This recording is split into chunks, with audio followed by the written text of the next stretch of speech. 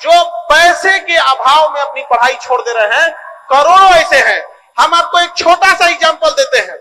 पिछले साल का मिंटू कुमार, दरभंगा का रहने वाला, वो यहां से लौट गया था पटना में। उसका सपना था आईआईटी में इंजीनियर बनना। उसके पिताजी मजदूरी करते थे, दिहाड़ी मजदूरी, 300-400। गांव में तो 300-400 मिलता है। गांव में डेली काम भी नहीं मिलता है। महीना में 15 दिन मिला, 20 दिन मिला। वो कहां से लाएगा लाख 1.5 लाख रुपया फीस। लौट गया था मिंटू कुमार, लेकिन वहां से जब आया तो उसको गांव में किसी ने बताया कि चल जाओ खान सर के यहां। आपको जानकर ताज्जुब होगा कि भारत का पहला आईआईटी जो कॉलेज था वो आईआईटी खड़गपुर था। मिंटू कुमार आया आईआईटी खड़गपुर में है। सोचिए, इस देश में प्रतिभा की कमी नहीं है। 3-4 करोड़ आबादी वाला ऑस्ट्रेलिया कितनी मेहनत और कितनी बारीकी से खिलाड़ियों को खोजता होगा कि हर बार का वर्ल्ड कप वही ले जा पाता है।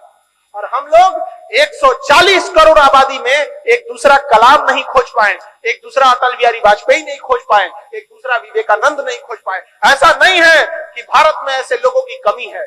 जरूरत है तो एक ऐसे एजुकेशन सिस्टम की जहां एक शिक्षक ईमानदारी से पढ़ाए, जहां उसको अगर भूख भी लगा रहे तो पढ़ने वाले विद्यार्थियों का चेहरा देख कर ना वो कहे कि 1 घंटा और पढ़ाएंगे।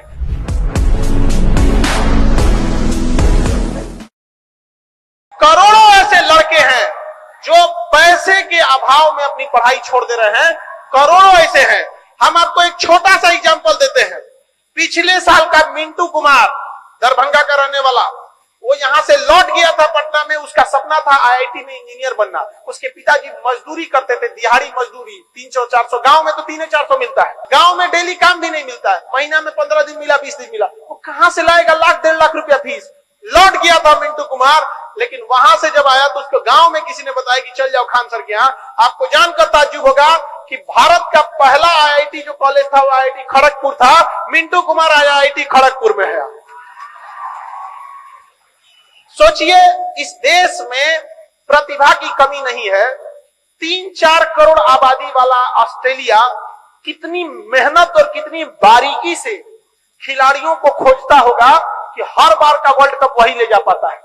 और हम लोग 140 करोड़ आबादी में एक दूसरा कलाम नहीं खोज पाए, एक दूसरा अटल बिहारी वाजपेयी नहीं खोज पाए, एक दूसरा विवेकानंद नहीं खोज पाए। ऐसा नहीं है कि भारत में ऐसे लोगों की कमी है।